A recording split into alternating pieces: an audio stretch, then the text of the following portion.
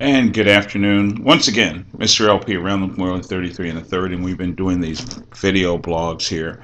Um,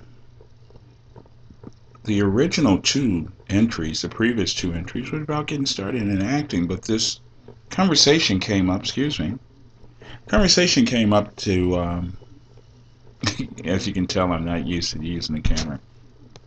No teleprompter.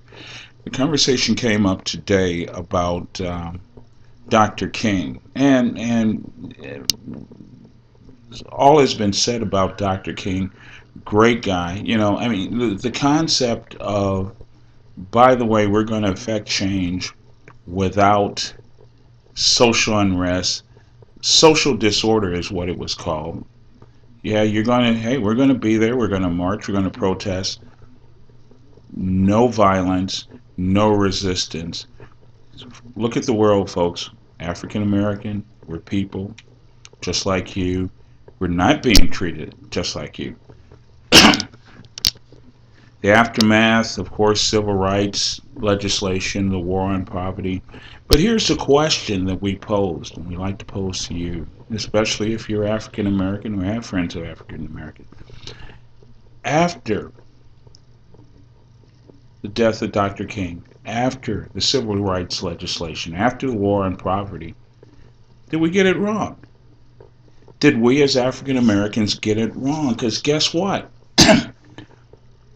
We pose the question because African Americans, everyone's telling us at this time, by the way, go to school, improve your marketability, be a responsible individual. But the question is, did we do that? The civil rights movement said, hey, by the way, we are human beings capable of doing anything successfully once given the chance. But did we take advantage of that? Did we fully take advantage of this? I mean, I remember, walking the high school halls, being stopped by college recruiters. And I'm in a vocational school. Hey, we want to talk to you about going to Michigan State. Hey, we want to talk to you about going to University of Illinois. Matter of fact, in my sophomore year, I was involved in a program, Minority Introduction to Technology and Engineering. We went down to the campus of the University of Illinois in Champaign-Urbana. So we had the opportunities. Some of us took it. Hey, 76, 75, 76, 77, you could go to college doggone free. We won't talk about Reaganomics at this time. But still, we had the opportunity. What we were supposed to do if we went off to college is come back with that knowledge, share it with the neighborhood, share it with the community. But a lot of people said, well, gee, that's the white man's thing. That's not your Uncle Tom, you're Mr. Charlie. So there were divisions. What I'm saying is there were divisions after the civil rights movement. Those that took advantage of all the gains that were available, and some of them didn't. Some of them said, hey, and matter of fact, a large majority, over 80% of the people said, hey, we're not going to go to college. We're going to try to get a job, but we won't improve ourselves, get haircuts, improve our communication and math skills. We won't do that to get a job.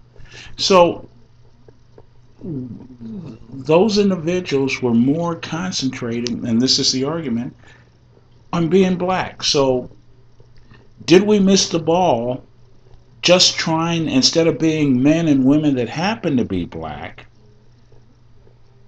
did we miss the ball by trying to be black men and women? So we'll end it there. That's the debate. Hey, we deviated. Good morning, wake up and go to sleep. Hey, Mr. LP, by the way, 74 degrees today on the Queen Mary by the beach in Long Beach, California. Time to kick back, cool out, cuddle up with a loved one, crack open a bottle of champagne and a can of caviar. Have an Amsterdam good time. We're approaching the first of the month, so if you're broke, just grab a can of Coke, can of tuna, and enjoy. Good night.